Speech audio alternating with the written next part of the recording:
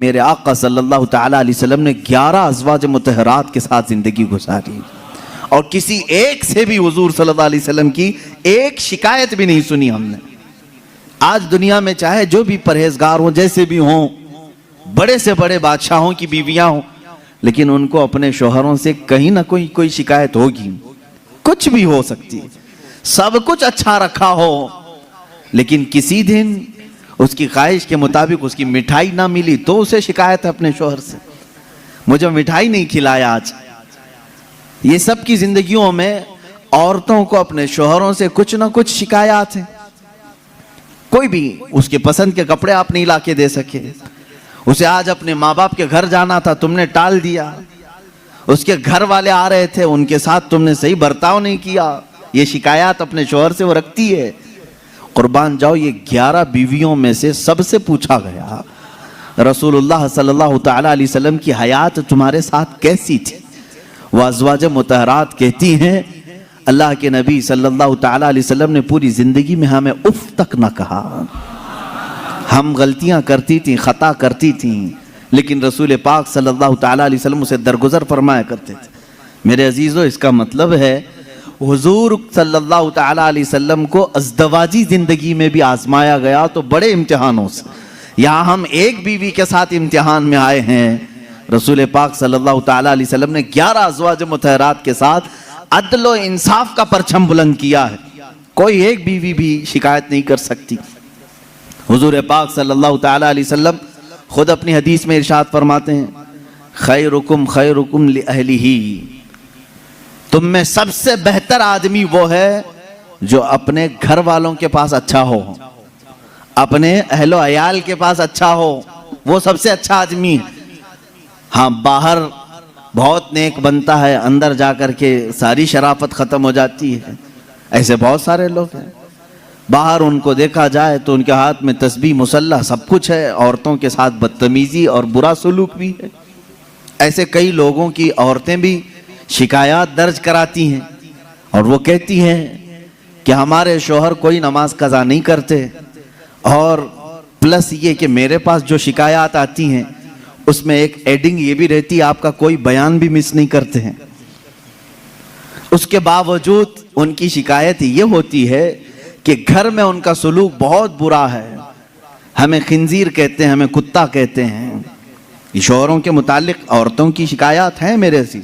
मैं पर्टिकुलर किसी एक को टारगेट नहीं कर रहा, जिसकी जिंदगी में ये मामलात हैं वो तौबा कर ले, इसलिए कि मेरे आका सल्लल्लाहु अलैहि वसल्लम ने फरमाया, औरत तो औरत है, जानवर के साथ भी अगर तुमने बुरा सलूक किया तो क़यामत के दिन उस जानवर को भी बदला दिलाया जाएगा। वो जानवर अपने सींग निकाल कर तुम्हें मारेगा, क़यामत के दिन वो अपना बदला लेगा। उसके चेहरे पर अगर किसी ने मारा है, नाहक बगैर ईजा देने वाले जानवर को तुमने मारा है, तो उसका बदला क़यामत के दिन दिलाया जाएगा। औरत तो औरत है, और अल्लाह ताला ने तुम्हारे जिम्मे में दिया है ये कह करके नहीं कि लो इससे जितना चाहे काम ले लो, बल्कि इस सिन्फ़े नाजुक को अल्लाह ने तुम्हारी तरबियत में अता किया है।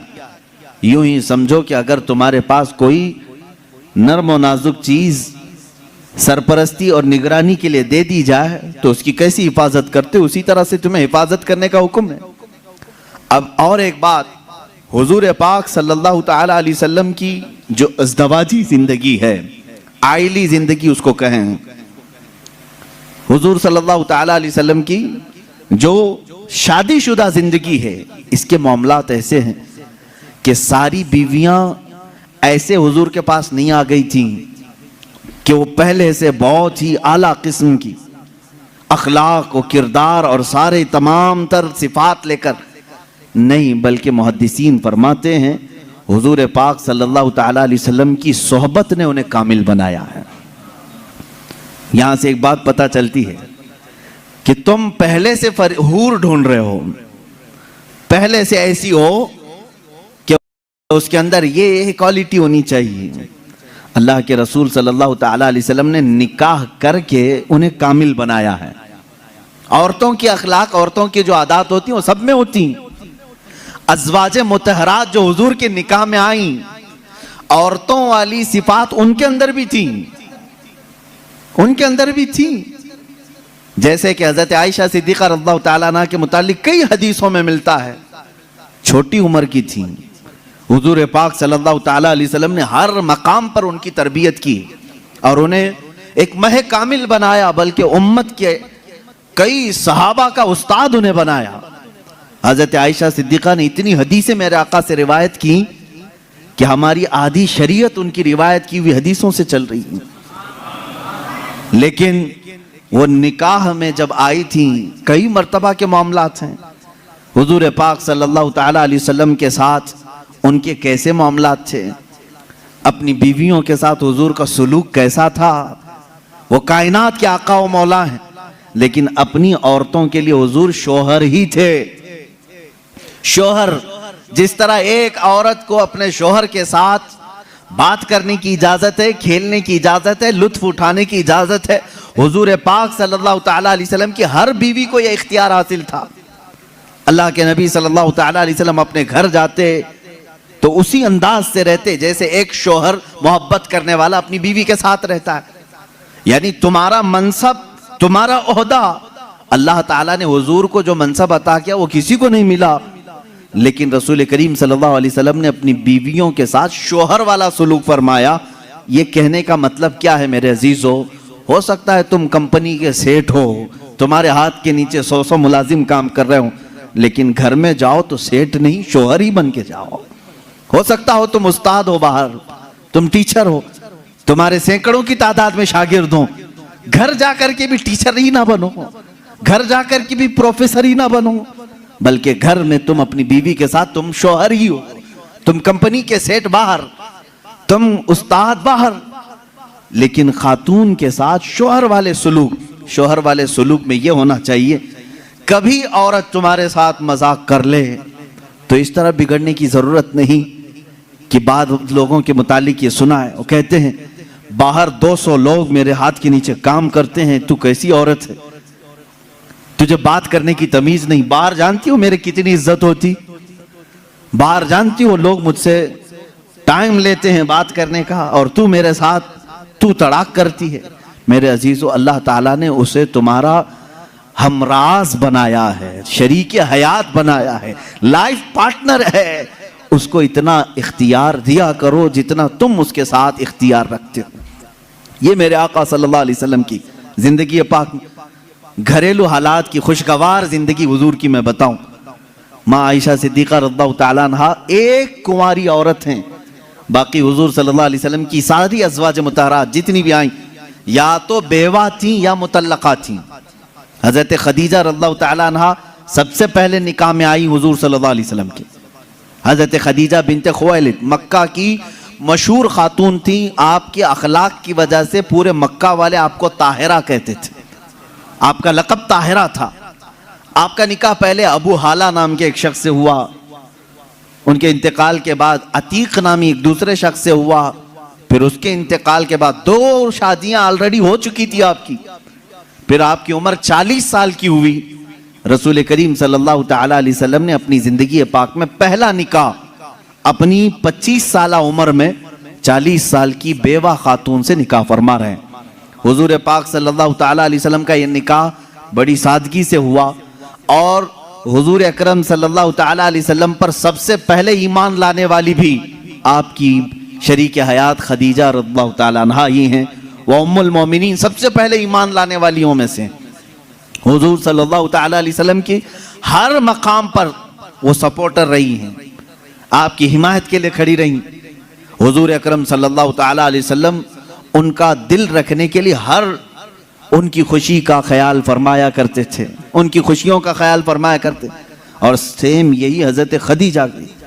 मैं कहता हूँ शादी से पहले हर नौजवान को चाहिए कि मेरे आका सल्लल्लाहु अलैहि वसल्लम की अज़दवाजी जिंदगी को भी पढ़े।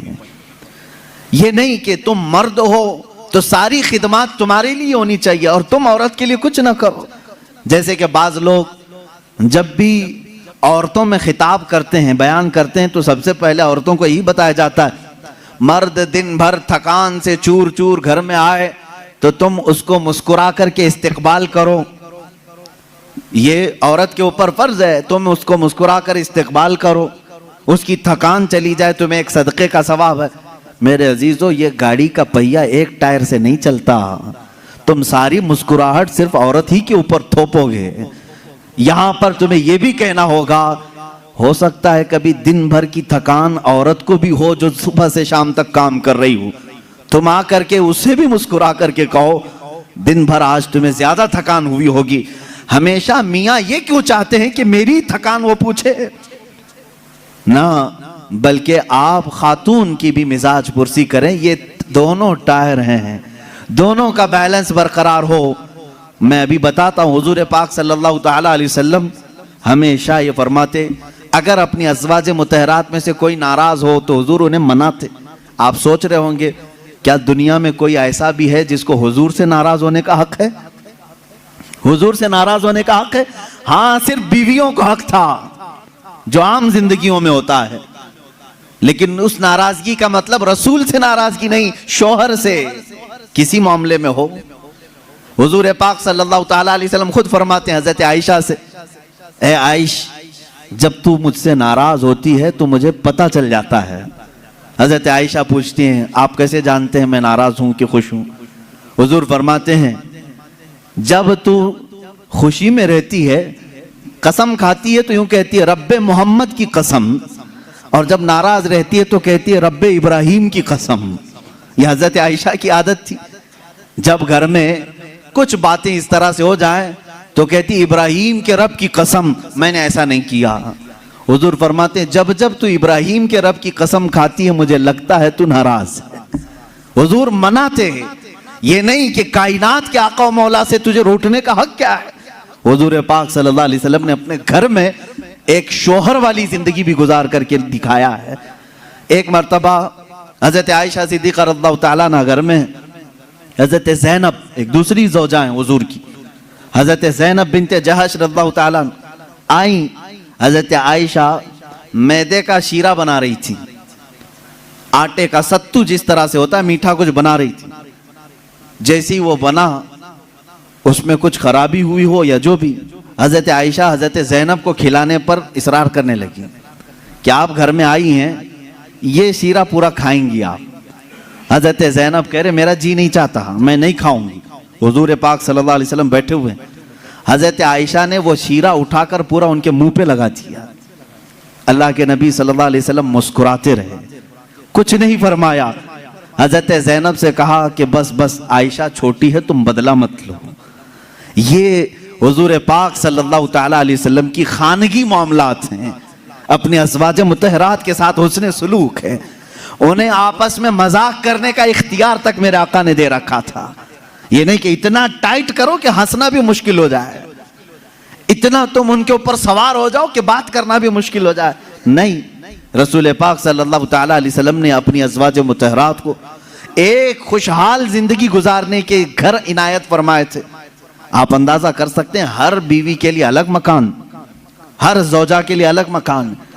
हुजूर पाक सल्लल्लाहु ताला अलैहि वसल्लम की आदत मुबारका थी, हर खातून के पास बारी बारी तशरीफ ले जाते हैं, सबके पास बराबर का बराबर वक्त देते।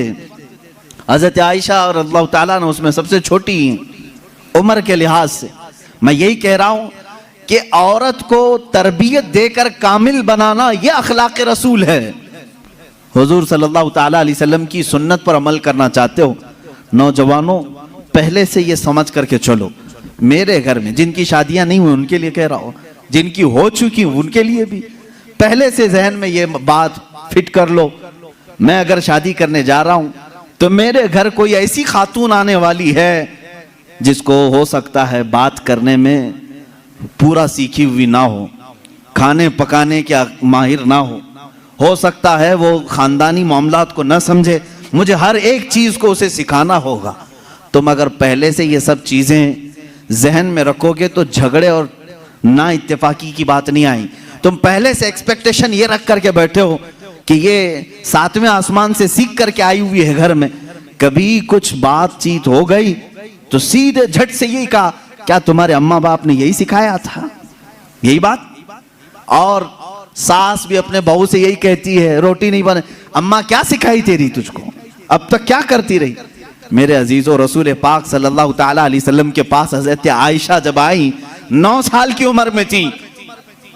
उनकी सहेलियां कहती हैं आटा गूंथते गूंथते वो सो जाती थी, उसी में सो जाती थी, रात हो जाती थी।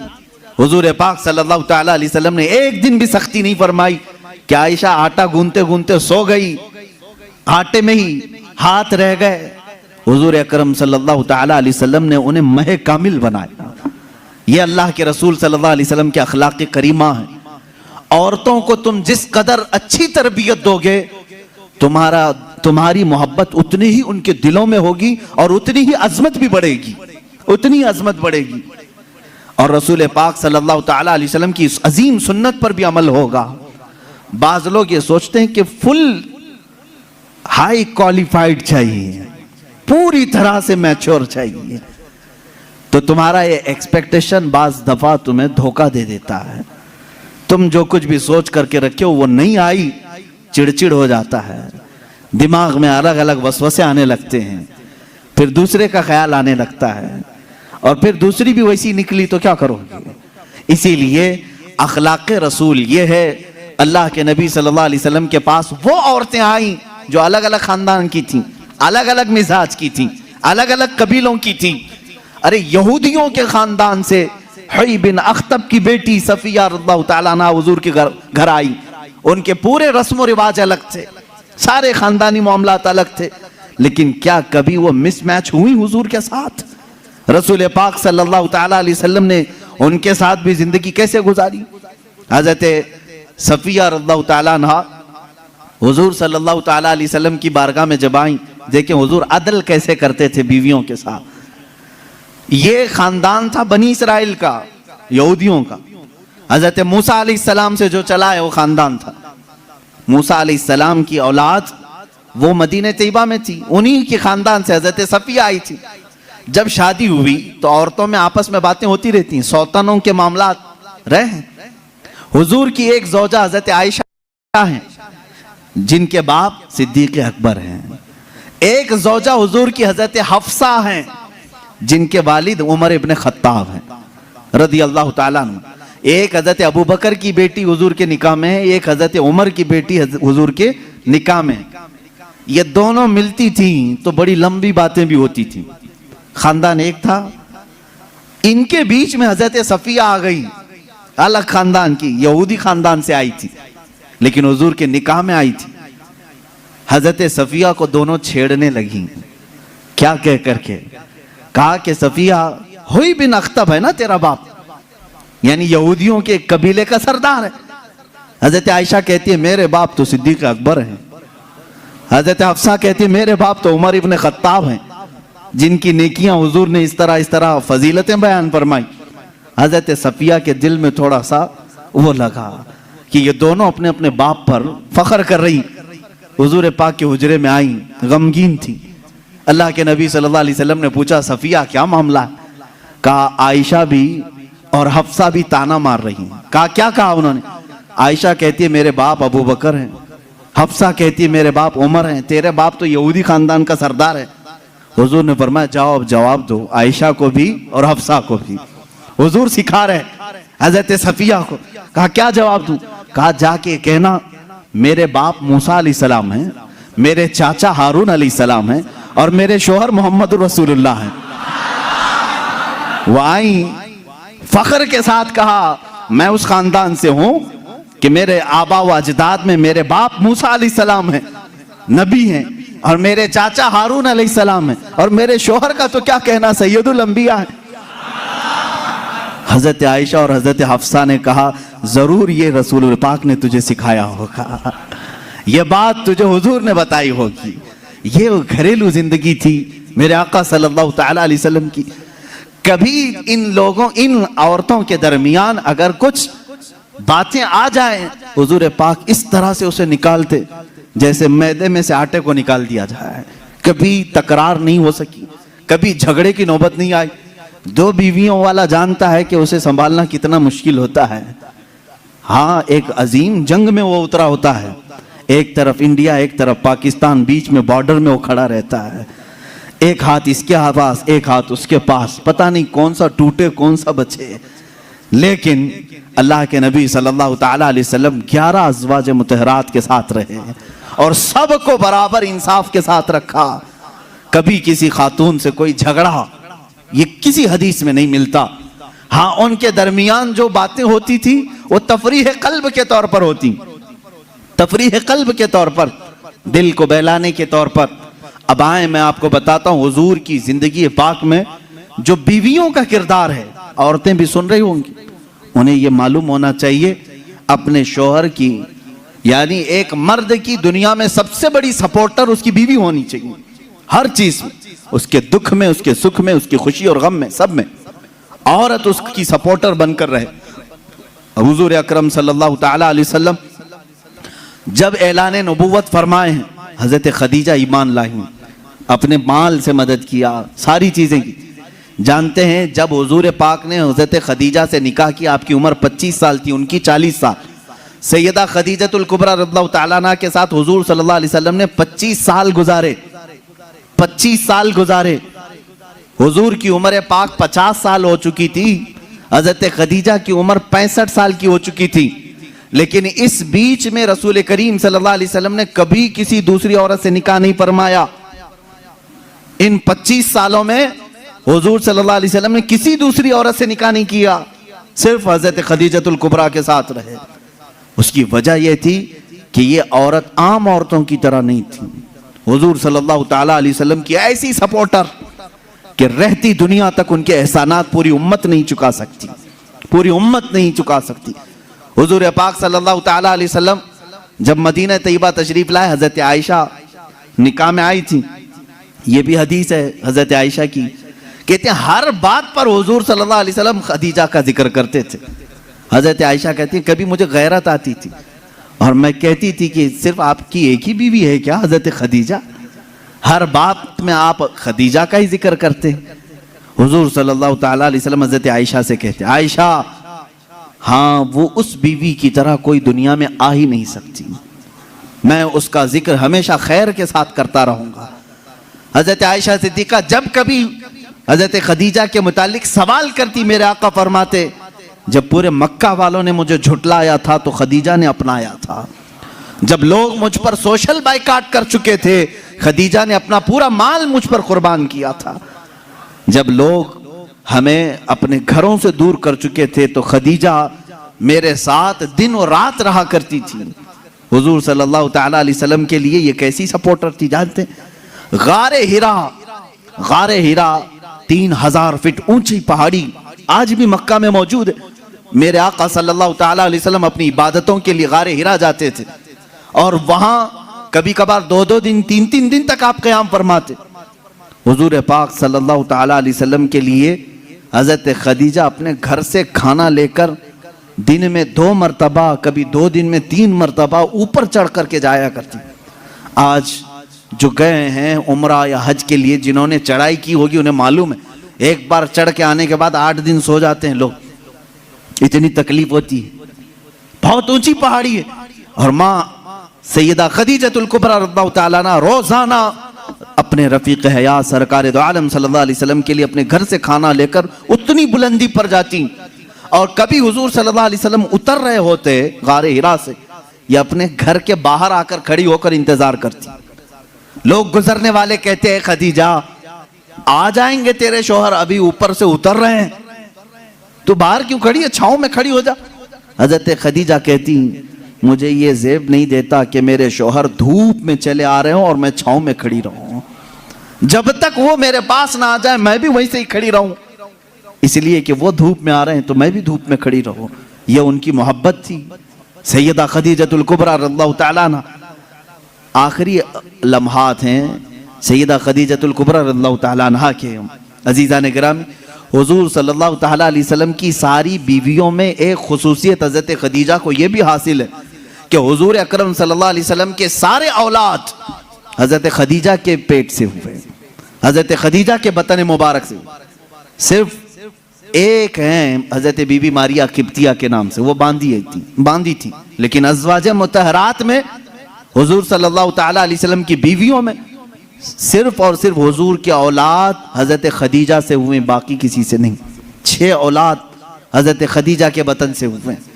हुजूर पाक सल्लल्लाहु ताला अलैहि वसल्लम की औलाद की माँ हजरत खदीजा, बल्कि यूं समझो आज पूरी कायनात में फैले हुए सादात की भी माँ हजरत खदीजतुल कुबरा।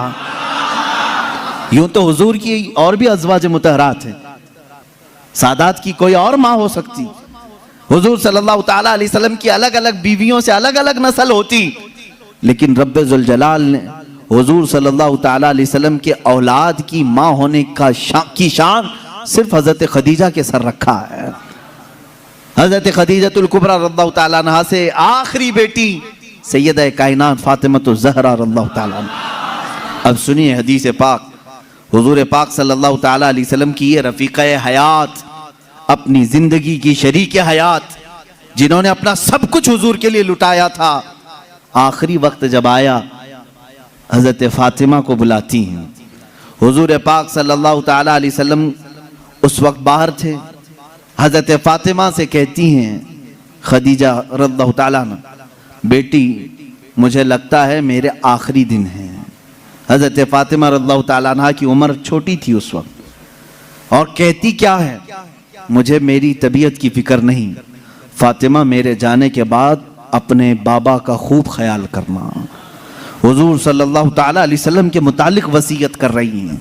हजरत फातिमा से कह रही, मैंने जिंदगी के हर लम्हे ये कोशिश करती रही कि रसूल पाक सल्लल्लाहु ताला अलैहि वसल्लम के दिल अक़दस पर एक हल्की खराश भी ना आने पाए। ऐ फातिमा, तुम में से कोई भी अपने बाप के मुतालिक एक हल्की खराश आने वाला भी मामला ना करना। उस मर्ज के वक्त ये वसीयत कर रही हैं जिस मर्ज में आपकी वफात हुई। हजरत खदीजा रज़ियल्लाहु ताला अन्हा और दुनिया की मालदार खातून थी, बड़ी मालदार थी मक्का की, लेकिन जानते हैं आखिर वक्त वसीयत क्या कर रही। हजरत फातिमा से कहती हैं, अब्बा जान से जाकर ये एक बात मेरी कह देना, अगर मेरी आंखें बंद हो गईं तो सिर्फ मुझे कब्र में उतारने के वक्त वो अपना जुब्बा या अपनी चादर मुझे देते हैं, बस वो अपनी चादर में लपेट कर मुझे दफन करें, इसके अलावा मुझे कोई और ख्वाहिश नहीं। यह हज़रत खदीजा की आखिरी वसीयत थी। हुजूर पाक सल्लल्लाहु ताला अलैहि वसल्लम की वो रफ़ीक़े हयात, जिन्होंने जिंदगी में हुजूर के हर कदम पर साथ दिया है, हर कदम पर। जब ये बात हजरत फातिमा ने अपने वालिद गिरामी हुजूर सल्लल्लाहु अलैहि वसल्लम के पास आकर कहा, जानते हो मेरे आका ने क्या कहा? हजरत खदीजा रज़ियल्लाहु ताला अन्हा की वफात हो चुकी थी और उनको दफन किया गया हुजूर की चादर मुबारक में। हुजूर सल्लल्लाहु अलैहि वसल्लम ने खुद अपने हाथों से उनको कब्र में उतारा। जन्नतुल माला मक्का के कब्रिस्तान में वो आज भी आराम फरमाए। हजरत फातिमा ने कहा, अब्बा अम्मा की सिर्फ ये ख्वाहिश थी, उन्होंने मुझसे कहा था, फातिमा बाबा से कह देना मेरे आखिरी वक्त अपनी चादर देकर मुझे दफन करें। मेरे आका की आंखों से बड़े बड़े आंसुओं के कतरे निकले।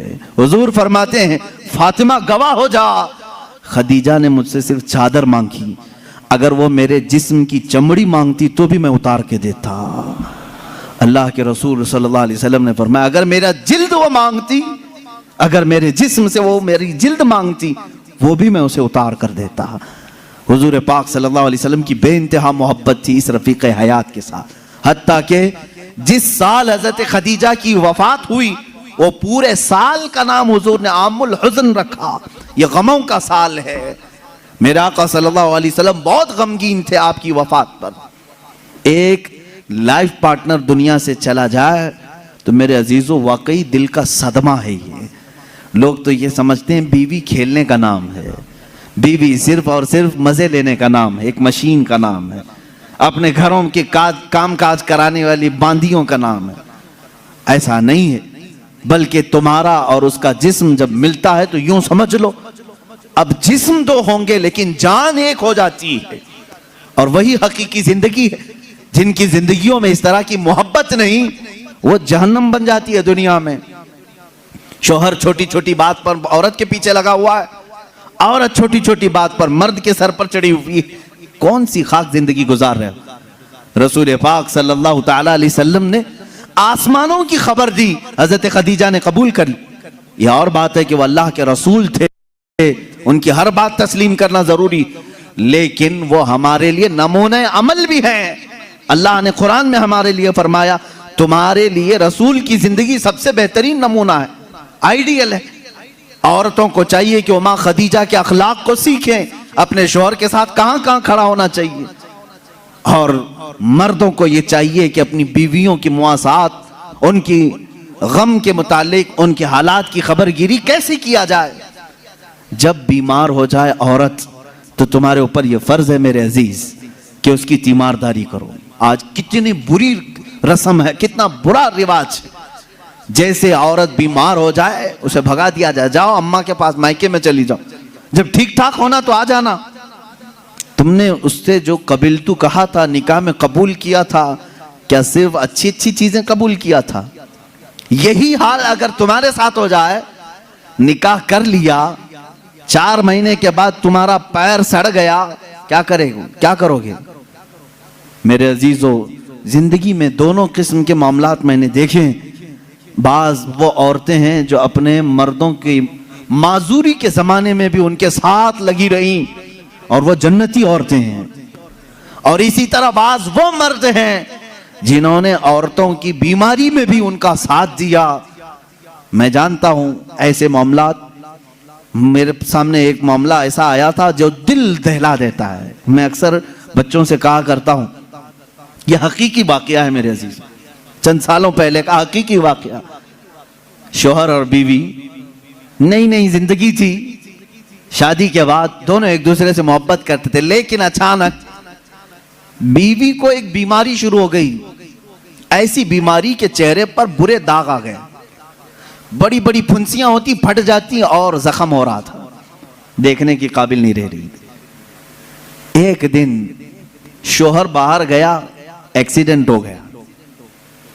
शौहर गया, एक्सीडेंट हो गया, और उसके बाद वापस आया तो उसकी आंखें जा चुकी थी, नाबीना हो गया। उसको घर लाया, खातून उसकी तीमारदारी करती रही, इयादत करती रही, सही हो गया, लेकिन पकड़ करके चलाना पड़ता था। लेकिन बीवी की बीमारी ऐसी थी कि दिन ब दिन वो गलती जा रही थी, घटती जा रही थी, और वो दाग भी बढ़ते जा रहे थे। लेकिन उसके लिए एक खुशी ये थी कि शौहर उसे देख नहीं रहा है। औरतें तो यही चाहती हैं ना कि अगर मेरी बदनुमा कोई चीज हो तो कम से कम मेरे मर्द से छुपी रहे। तो उसे एक खुशी ये थी कि शौहर देख नहीं रहा है, आंखें जा चुकी। इसी हालत में उसकी तकरीबन 2 साल या 3 साल गुजर गए। 2-3 साल के बाद औरत को डॉक्टरों ने कहा भी था कि ये बड़े खतरनाक मर्ज में है, इससे इलाज मुश्किल है, इसका इलाज मुश्किल है। 3 साल या करीब करीब इतने सालों में औरत की वफात हो गई, औरत इंतकाल कर गई, और लोगों ने जनाजा उठाया, दफन किया। मर्द जो था बड़ा गमगीन कि हाथ पकड़कर रोजाना उठाती थी, चलाती थी, फिराती थी, खिलाती थी, सब कुछ। जब जनाजा चला गया, लोग आए तो देखा कि मर्द खुद से अपने घर में अंदर जा रहा है, बर्तन ला रहा है, गिलास ला रहा है, खुद से सारे काम कर रहा है, कोई पकड़ने वाला नहीं, सब चीजें। मोहल्ले वालों ने पकड़ करके कहा, तुझे सब दिख रहा है? उसने कहा, मैं कभी अंधा हुआ ही नहीं था, मैं कभी अंधा हुआ ही नहीं था। 3 साल से तो सिर्फ मैंने अंधा होने का एक बहाना तलाश कर लिया था, सिर्फ इसलिए कि मेरी बीवी ये सोच रही थी कि मेरे चेहरे पर बदनुमा दाग है, मेरा शौहर मुझे कहीं छोड़ ना दे। मैंने उसकी फीलिंग को बरकरार रखने के लिए अंधे होने का नाटक किया था, और वो इस दुनिया से खुशी खुशी गई है। बस मुझे इतना एहसास है, दुनिया में वो मर्द भी है जिन्होंने अपनी औरत का दिल रखने के लिए 3 साल तक नाबीना होने का एक ढोंग किया, सिर्फ इसलिए कि उसका दिल ना टूटे। बाज बीमारियां ऐसी होती हैं, उनसे तुम सरफे नजर कर लो, कतई नजर करो। और अगर तुमने सिर्फ खूबसूरती देख करके शादी की तो तुमने किसी नफ्स या किसी जान से नहीं निकाह किया, तुम तो सिर्फ और सिर्फ हुस्न से शादी की। यह हुस्न 4 दिन 5 दिन के बाद खत्म होगा, तुम्हारे तबीयत की और बहलाने की चीजें खत्म हो जाएंगी, तो फिर नाचाकी ना इत्तेफाकी बढ़ जाएगी। मोहब्बत जिस्म से नहीं रूह से होती है। मोहब्बत उसके चेहरे के सपाट होने से नहीं, उसके अखलाक व किरदार से होती है। बहुत सारी औरतें वो हैं जिनकी आदत से तुम मोहब्बत करो, उनके अखलाक से मोहब्बत करो, उनके किरदार से मोहब्बत करो, फिर देखना उनका कालापन कभी तुम्हें समझ एहसास भी नहीं दिलाएगा, कभी उनका भोंडापन भी तुम्हें एहसास नहीं दिलाएगा, अगर अखलाक की खूबसूरती उसके अंदर हो। ये मर्दों के लिए जरूरी है मेरे अजीजों। अल्लाह के नबी सल्लल्लाहु तआला अलैहि वसल्लम ने जो हुस्न सलूक अपनी खानगी जिंदगी में अपनी अज़वाज मुतहरात के साथ किया, मैं चैलेंज के साथ कहता हूं पूरी दुनिया में उसकी मिसाल कोई नहीं पेश कर सकता, कोई नहीं ला सकता। रसूल पाक सल्लल्लाहु तआला अलैहि वसल्लम ने अपनी हर ज़ौजा के साथ जो हुस्न सलूक फरमाया, यहां तक के अल्लाह ताला ने आयतें नाजिल फरमाई कुरान में अज़वाज मुतहरात के अदब के लिए, वइज़ा सअलतुमुहुन्ना मताअन फस्अलूहुन्ना मिन वराइ हिजाब। ऐ लोगों, जब कभी तुम रसूल की बीवियों से कोई चीज मांगने जाओगे पर्दे के पीछे खड़े रहना। हुजूर की औरतों के बिल्कुल मुकाबिल आना जायज नहीं, जबकि वो पूरी उम्मत की माएं हैं। कुरान कहता है वो उम्महातुकुम, वो तुम्हारी माएं हैं। अल्लाह तबारक व तआला ने मोमिनीन की माएं उन्हें बनाया है। अजीज़ा ने गिराम वक़ार, रसूल करीम सल्लल्लाहु तआला अलैहि वसल्लम की ये अज़दवाजी जिंदगी थी। शादी किस तरह से करें, किसके साथ करें, एक अलग टॉपिक, लेकिन मैं आपको ये जरूर बताऊंगा। हुजूर अकरम सल्लल्लाहु तआला अलैहि वसल्लम ने फरमाया, या माशर शबाब मन इस्तताअ मिनकुमुल बाअ फल्यतज़व्वज फ़इन्नहु अग़द्दु लिलबसरि व अहसनु लिलफ़रज। ऐ नौजवानों, तुम में से जिसकी इस्तिताअत है चाहिए कि वो निकाह कर ले, इसलिए कि निकाह तुम्हारी आंखों को बचाता है, तुम्हारे शर्मगाह की हिफाजत करता है। और ये दो चीजें ऐसी हैं जो बड़ी डेंजर है, आंखें बहकती हैं और शर्मगाह जिना करती है। यही दो चीजें हैं जो इंसान को तबाही और बर्बादी में ले जाती हैं। इसका सॉल्यूशन निकाह है। और हुजूर अकरम सल्लल्लाहु अलैहि वसल्लम ने फरमाया, निकाह को इतना आसान बना दो कि जिना करना मुश्किल हो जाए। लेकिन आज उल्टा नहीं है, उल्टा नहीं है। जिना बहुत आसान हो गया लोगों को। वो थोड़े पैसे खर्चा करके किसी भी औरत के साथ मुआज़ल्लाह रब्बिल आलमीन मुंह काला कर लेते हैं। लेकिन निकाह करने के लिए कितनी बंदिशें लगा रखी। आसान करो इसे जितना हो सके। हर आदमी अपने अपने स्टेटस और स्टैंडर्ड के मुताबिक निकाह कर सकता है, लेकिन हो क्या रहा है, अमीरों की शादियां देख करके गरीब भी यही ख्वाब सजा रहा है, मेरी बेटी का भी निकाह उतने बड़े हॉल में होना चाहिए जितना उसने किया है। चाहे तुम्हारी हैसियत पैसों की कुछ भी ना हो, दिखावा चाहते हो लोगों को। शादियां बड़ी बड़ी करना अक्सर लोगों का सिर्फ और सिर्फ इसलिए होता है कि लोग देख करके कहें वाह क्या शादी किया। सिर्फ इतनी तारीफ सुनने के लिए तुम इतने पैसे खर्चा करने चाह रहे हो। अजीजा ने गिराम वक़ार, जिंदगियां देखो लोगों की, जिन्होंने मस्जिद में निकाह किया उनके भी बच्चे हो रहे हैं, घर चल रहा है। जिन्होंने बहुत बड़े 5 स्टार होटल में निकाह किया उनकी भी जिंदगी चल रही, बच्चे हो रहे। ऐसा नहीं कि 5 स्टार होटल में शादी करने के बाद सोने चांदी के बच्चे पैदा हो रहे हो, और गरीब घर में शादी करने वाले को सिर्फ अंडे आ रहे हो। ऐसा तो नहीं, सबकी नस्ल चल रही है। शादी के बाद की जिंदगी पर तो कुछ भी फर्क नहीं है, सिर्फ और सिर्फ शैतानी दिखावा है। कुरान कहता है इन्नल मुबद्दिरीन कानू इख्वान शयातीन, जो फजूल खर्ची करते हैं वो शैतान के भाई हैं। कुरान कह रहा है शैतान के भाई। हाँ, मैं आपसे कहूंगा, आपको अल्लाह ताला ने माल दिया है, जितना माल दिया है, आप माल के एतबार से अपनी शादी अच्छी करना चाहें, इजाजत है, इस्लाम में जायज है। आप अल्लाह की नेमतों का इजहार कर रहे हैं, लेकिन उन लोगों से मेरा यह सवाल है जिनके पास है नहीं, कर्जे ले लेकर के दिखावा कर रहे हो, क्या जरूरत है, क्या जरूरत है। अगर लोग तुम्हें कहते हैं कि अरे बहुत छोटी शादी किया, तो लोगों को कहने दो, इसलिए कि शादी उनके लिए नहीं किया, तुम्हारे दामाद के लिए, बेटी के लिए किया है। मियां बीवी जब दोनों राजी हैं तो इन दोनों के मुतालिक क्या तुम्हारा टेंशन है, किस बात की फिक्र है। अजीजा ने गिरामी वक़ार, हुजूर अकरम सल्लल्लाहु तआला अलैहि वसल्लम ने जिनकी शादियां की हैं, किन बातों पे की। एक नौजवान साहबी आए, कहा निकाह की ख्वाहिश है, लेकिन कौन निकाह करके देगा मुझे। हुजूर ने फरमाया मैं एक अंसारिया से शादी करता हूं तेरी, एक अंसार साहबी की बेटी है, लेकिन महर कुछ ना कुछ लेकर के आ, एक चांदी की अंगूठी तो महर में लेके आ। उन्होंने कहा इतनी कीमत मेरे पास नहीं है। हुजूर ने फरमाया वलो खातमन मिन हदीदिन, जा लोहे की तो मिलेगी अंगूठी, लोहे की अंगूठी लेकर के आ, मैं इसी महर पर निकाह कर दूंगा। वो गए और उन्होंने कहा हुजूर लोहे की अंगूठी लाने की भी ताकत नहीं है, मेरे पास अभी कुछ भी नहीं। हुजूर सल्लल्लाहु ताला अलैहि वसल्लम ने फला अंसारी साहबी की बेटी को बुलाया और कहा मैं तेरा इससे निकाह कर रहा हूं। वो राजी थी। कहा आका आपकी मर्जी। अब इस साहबी को महर तो कुछ तो देना था। हुजूर ने पूछा हल माका मिन सूअरिल कुरान, क्या तुझे कुरान की कुछ सूरह याद है? उस साहबी ने कहा कज़ा व कज़ा या रसूल अल्लाह, हाँ आका ये सूरतें याद हैं मुझे। हुजूर ने फरमाया जा ये तेरी दुल्हन को वो सूरतें याद करा, यही तेरा महर है। कुरान पाक की सूरतें उसे पढ़ा, उसे याद करा, ये तेरा महर है। इससे ज्यादा आसान निकाह किसका हुआ होगा? ये निकाह मेरे आका सल्लल्लाहु ताला अलैहि वसल्लम ने उम्मत को तालीम दी। अजीज़ान गिरामी वक़ार, नौजवान को ये चाहिए कि हुजूर सल्लल्लाहु ताला अलैहि वसल्लम के अखलाक पर अगर वो चलना चाहे तो मेरे नबी से पूछे, आका सबसे ज्यादा बरकत कौन से निकाह में है?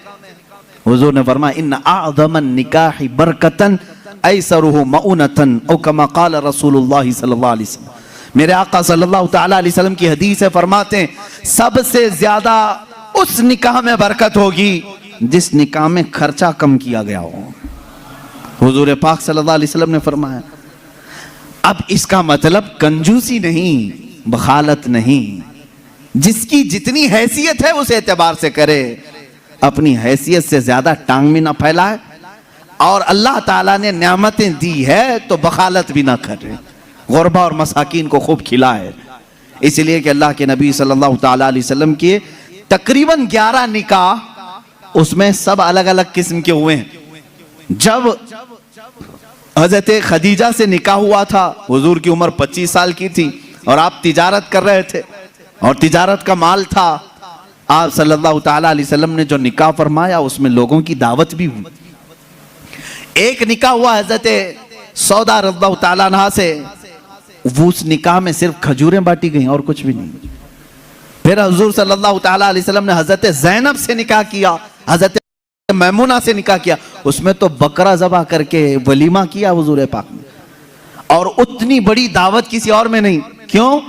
ये मैं हालात बता रहा हूं। जब तुम्हारे पास माल था या माल आया है उस एतबार से तुम्हें करने की इजाजत है, और जब ना हो तो कर्जा लेकर के दिखावा करने की इजाजत शरीयत ने नहीं दी है। शादियों के लिए इस तरह से लोग मकरूज हो जाते हैं।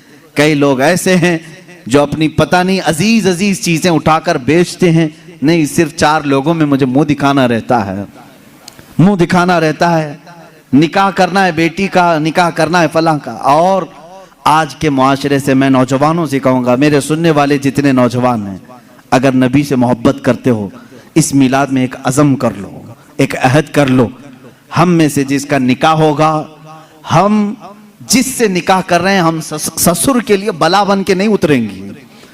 हाँ, आज बहुत सारे दामाद बला बन चुके हैं, बला हैं, वो वबा हैं, इसलिए कि बेटी एक बार दिया है और ये बीमारी जिंदगी भर की लगा लिया है। हाँ, कई लोग हैं ऐसे। कड़वी जरूर है मेरी बात, जिसने अपनी बेटी दिया है और वो पीछे लग गया है। कल ही एक खातून मेरे पास आई, शादी होकर के उसके 9 साल हुए हैं, बच्चे भी हैं। वो रोती हुई आई, कह रही है कि मेरी माँ, उसकी माँ बेवा है, उसके बाप का इंतकाल हो चुका था बरसों पहले, और बरसों पहले मेरे बाप की जो प्रॉपर्टी थी खानदानी, वो मेरी बेवा माँ को मिली है, वो कुछ लाख रुपए आ गए हैं। और जैसे ही मेरे घर में मालूम हुआ है, शौहर ने मुझे बाहर निकाल के घर भेजा है, जा तेरी अम्मा को जो प्रॉपर्टी में मिला है उसमें से 2 लाख मांग के लेके आ। मुआज़ल्लाह, भिखारियों से क्यों शादी करते हो? इस तरह के लोग जो अपनी औरत पर अपना महल सजाना चाहते हैं, उनकी हैसियत बहुत जलील है, बहुत जलील। मैं आपको बताऊं, तुम बर्बाद होना चाहते हो, जिसकी ख्वाहिश है वो मुझसे पूछ ले, मैं बता दूंगा। तौबा अस्तगफिरुल्लाह, कोई नहीं चाहेगा।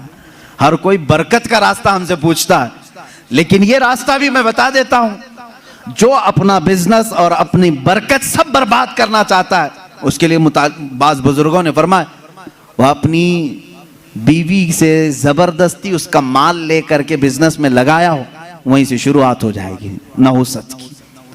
उसके दिल को तोड़कर जो माल ले जाकर के लगाओगे तो फिर वहां से, हाँ, बखुशी देना और बात है, पसंदीदगी के साथ देना और बात है। बहुत सारे लोग शादियों के बाद अपनी बीवियों पर दबाव डाल करके उनका सारा जेवर उठाकर ले जाकर रख देते हैं और उस पर तिजारत करने की कोशिश करते हैं। कहां की बरकत? किसी का दिल रो रहा है और तुम अपनी दुकान सजाने जा रहे हो।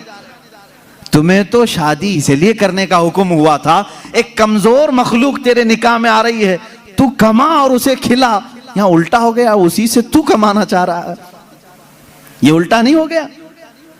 बहुत सारे लोग ये इंतजार में रहते हैं शादी होगी तो अभी मांगना क्या क्या है, कार मांगे कि बाइक मांगे और क्या क्या चीजें मांगे। उन भिखारियों से मैं कहता हूं कटोरा लो और गली गली घूमो, हर जगह जाओ, एक साल में बहुत कुछ मिल जाएगा। और अगर तुम्हें शर्म आती है तो मेरे अजीजों, एक खातून से और उसके बाप से इस तरह के मुतालबे हरगिज ना करो। हाँ, मांगने के तरीके भी अलग अलग हैं। पहले खुलकर मांगते थे, बोलते थे ये चाहिए, लिस्ट आती थी, सारी लिस्ट आती है खातून के घर में, ससुराल। लेकिन अभी कुछ नहीं, हमारी कुछ भी ख्वाहिश नहीं है, एक अच्छी शादी करके भेजो, अच्छी शादी करो। अच्छी शादी का मतलब डेनिसन में होना चाहिए।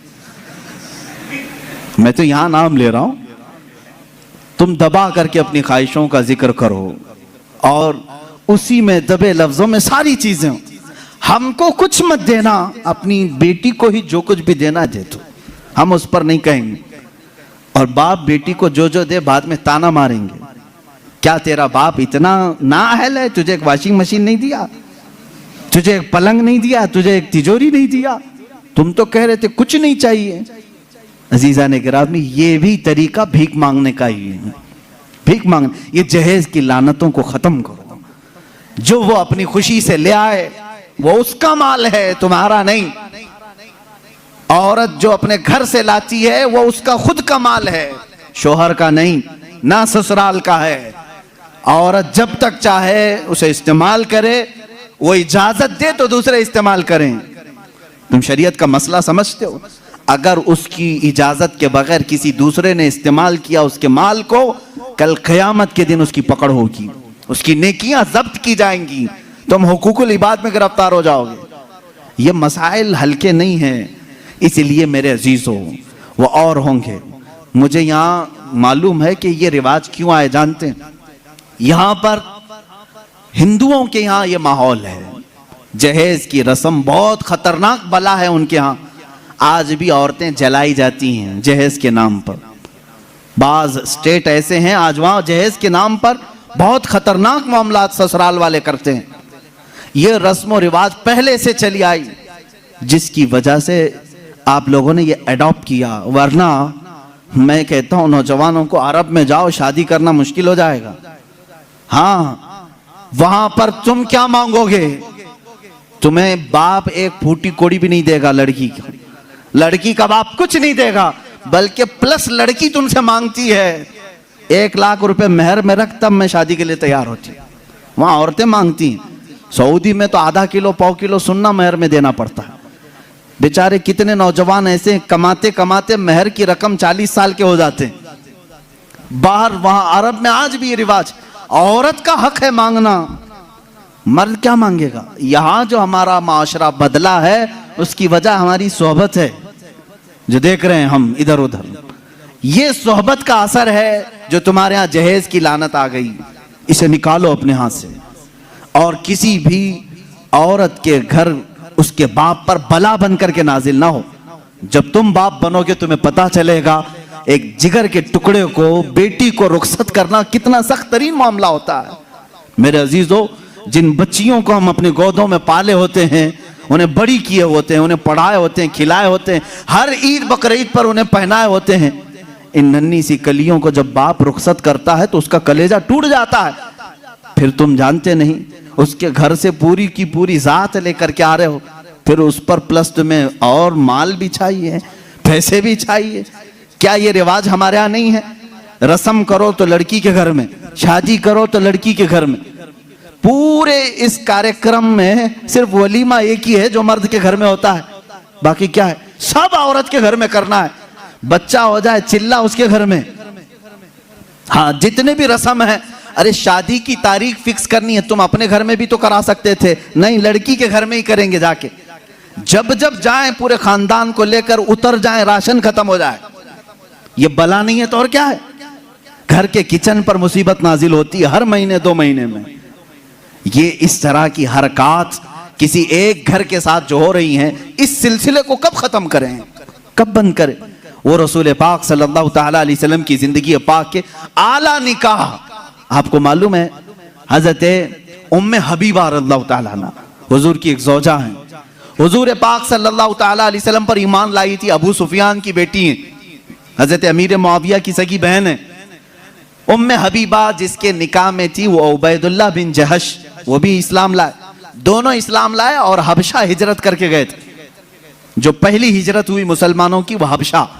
वहां जाने के बाद उनके साथ एक दर्दनाक मामला ये पेश आया कि इनका शौहर उबैदुल्लाह बिन जहश इस्लाम छोड़ करके ईसाई बन गया और शराब पीते पीते मर गया। उसी हालत में मुर्तद होकर मरा।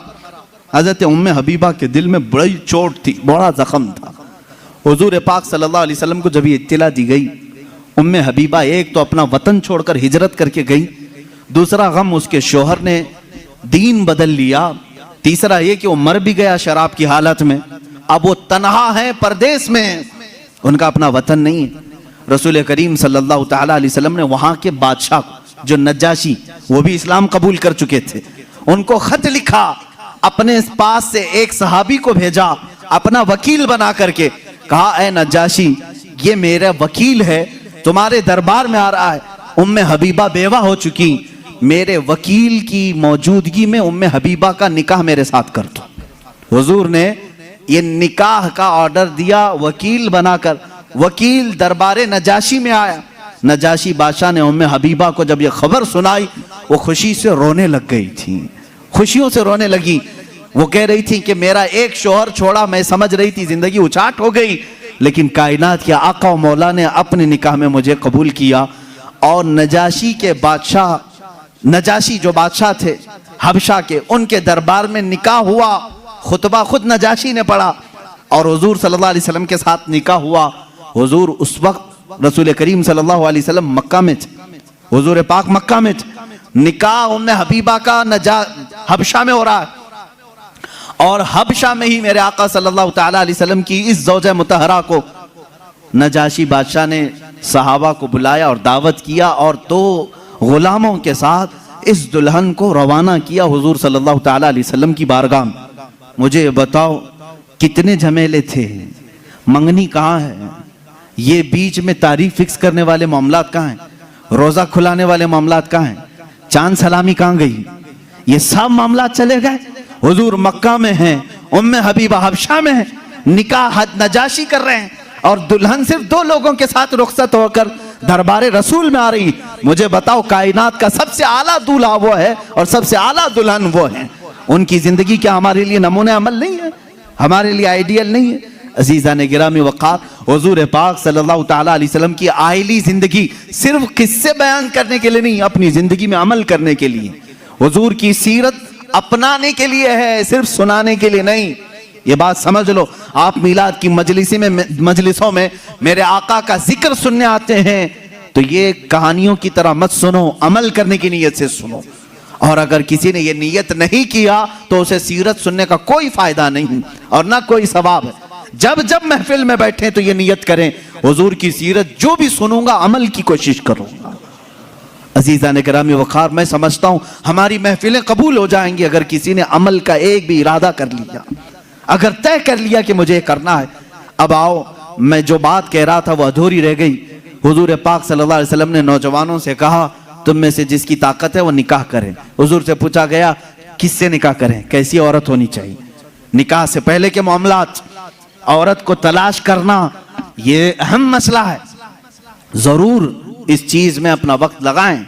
मैं नहीं कहता कि तलाशना नहीं चाहिए, तलाशें, इसलिए कि वो तुम्हारी नस्ल उससे चलने वाली है, तुम्हारा खानदान उससे आबाद होने वाला है। तो खाली तुम गोरा चट्टा रंग देखने के पीछे न पड़ो, बल्कि पूरे एक घर को चलाने वाली, बल्कि तुम्हारे बच्चों की पहली यूनिवर्सिटी है, पहली दरसगाह है, तुम उस दरसगाह को लाने जा रहे हो, तो क्या क्या उसके अंदर क्वालिटी होनी चाहिए वो देखो। लोग खाली फोटो देखकर ये रंग काली है गोरी है, काली है गोरी, इसी पर लगे हो।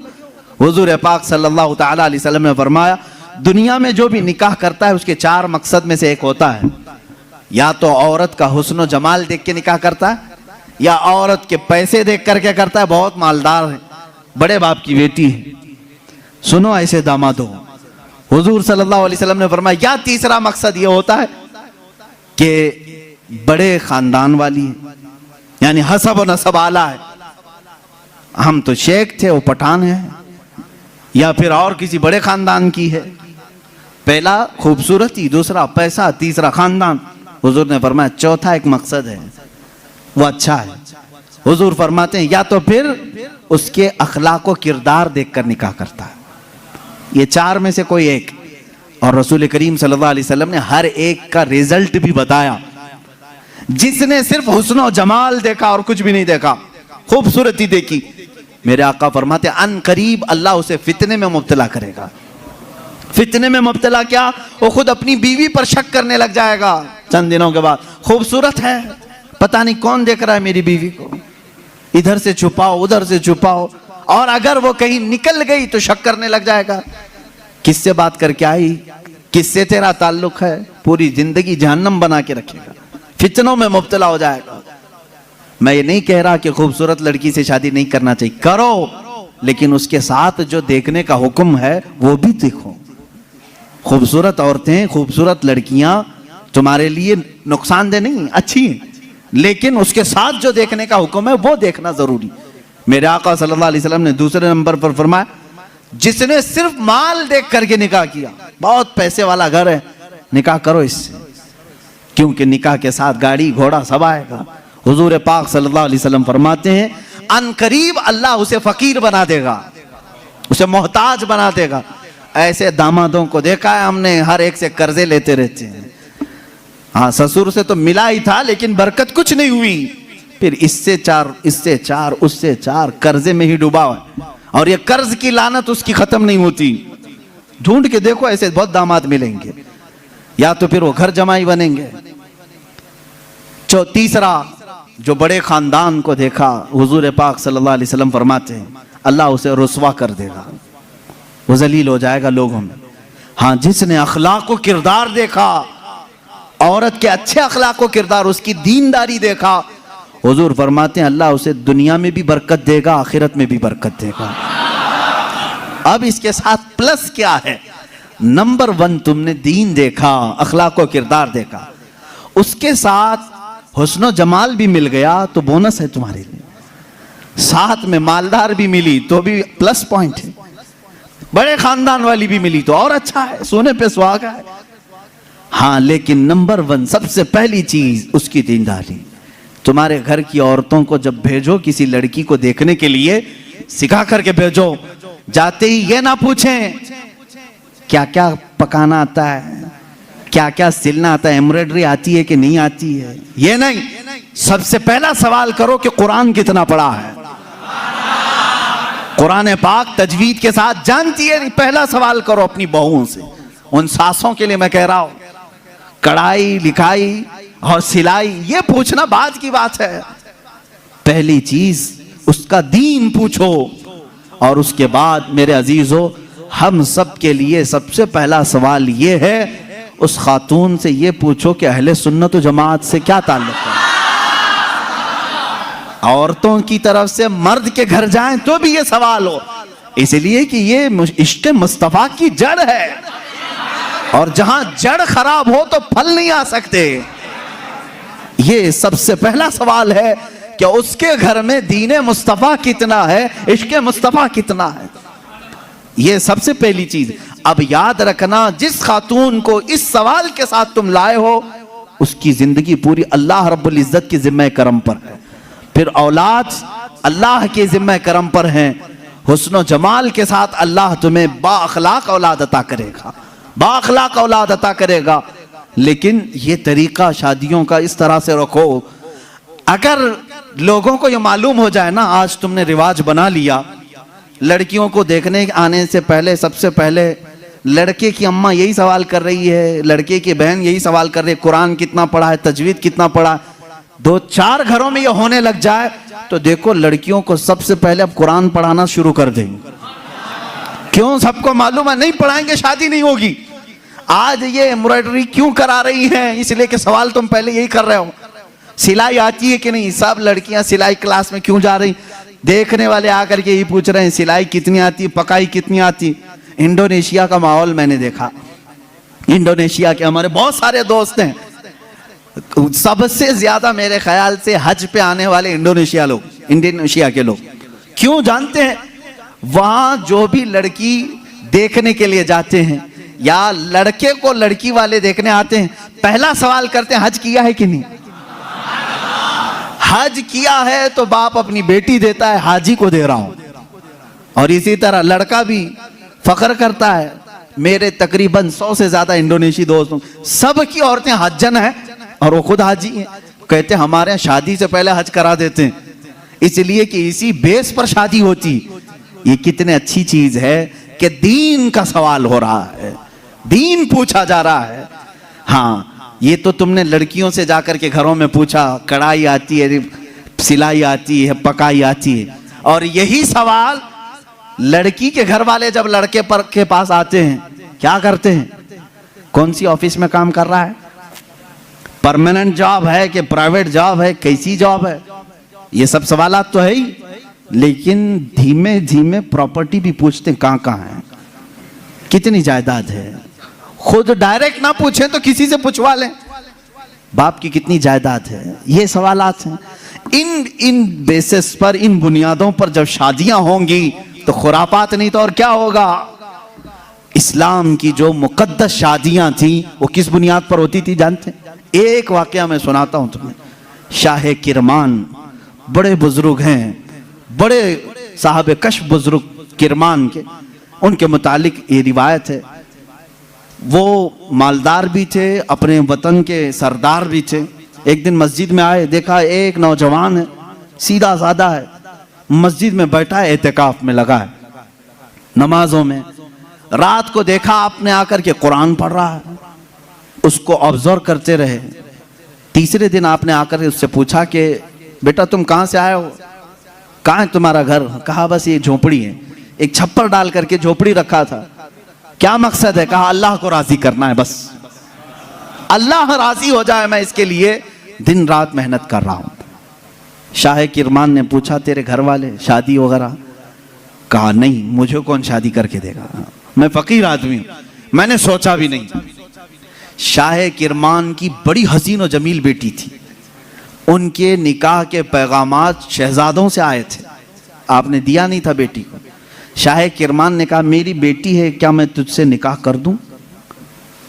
उसने कहा आप बड़ा रिस्क उठा रहे हो, मेरे पास क्या है, मैं दिन भर थोड़ी मेहनत करता हूं, थोड़ा खाने पीने का मिल जाए उसी पर मैं गुजारा करता हूं, बाकी मैं अल्लाह के लिए वक्त निकाल लेता हूं, इतना कमाता हूं जितना खाने के लिए हो जाता है बस।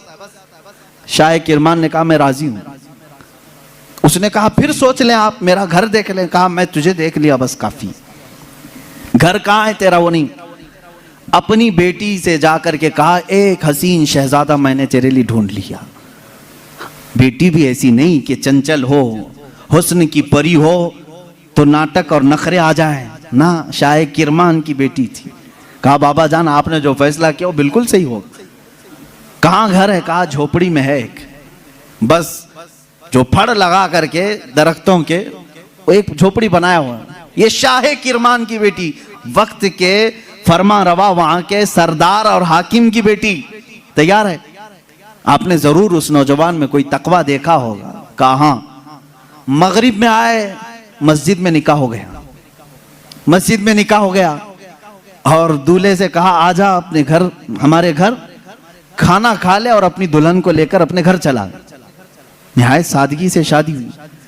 दूल्हे की तरफ से कोई नहीं, मस्जिद के जो नमाजी थे वही आए, दुल्हन के घर पहुंचे। शाह किरमान की बेटी के यहाँ दावत हुई। रात को दुल्हन को लेकर ये आए झोपड़ी में। झोपड़ी में सिर्फ एक बिस्तरा लगा था, पर्दे का दरवाजा था, पर्दा गिराया और एक सुराही पानी की रखी हुई है, जिसमें मटका जिसको कहें आप, उस पर एक आधी रोटी रखी हुई है सूखी। खातून आई, सबसे पहले पूरी झोपड़ी को देखती रही और उसके बाद पूछी ये रोटी किस चीज की है। कहा आज कमाई के लिए नहीं गया, आज शादी थी तो आज आधी रोटी खाया हूं, कल के लिए इसको रखा हूं, आधी रोटी बचा कर कल के लिए रखा हूं। वो रोने लगी। खातून कहती मुझे लगता है मेरे बाप ने गलत फैसला किया, मैंने तेरी बड़ी तारीफ सुनी थी। वो नौजवान कहता है मुझे मालूम था बड़े घर की औरतें हमारे साथ कैसे रह सकती हैं, तुम बड़े बाप की बेटी हो। वो शहजादी कहने लगी ना, बड़े बाप की बेटी बड़े घर की तमन्ना नहीं कर रही है, मुझे मेरे बाप ने कनाअत और तवक्कुल सिखाया है अल्लाह की जात पर।